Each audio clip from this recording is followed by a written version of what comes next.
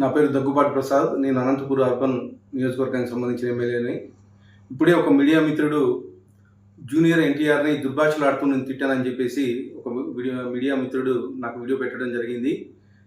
గత 10-15 రోజుల నుంచి అనంతపురం అర్బన్ రాజకీయాల్లో ఏం జరుగుతుందో అందరికీ తెలుసు. దాని కుట్రలో భాగంగానే ఈ వీడియో నన్ను గిట్టని వాళ్ళు, నాకు సరిపోని వాళ్ళు ఈ వీడియో పెట్టడం జరిగింది. నాకు నారా ఫ్యామిలీ అన్నా కానీ, నందమూరి ఫ్యామిలీ అన్నా కానీ చాలా అభిమానం. నేను చిన్నప్పటి నుంచి నందమూరి ఫ్యామిలీ అభిమానిగా పెరిగినోడిని. దీంట్లో ఎలాంటి వాస్తవాలు లేవు.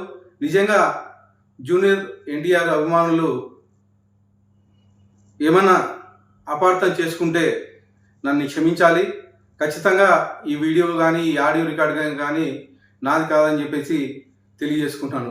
ముఖ్యంగా మా అనంతపురం లోకల్ రాజకీయాల్లో భాగంగా ఈ వీడియో నాకు సరిపడిన వాళ్ళు పెట్టడం జరిగింది. ఖచ్చితంగా ఇప్పుడే నేను ఎస్పీ గారికి కానీ కంప్లైంట్ చేయడం జరిగింది.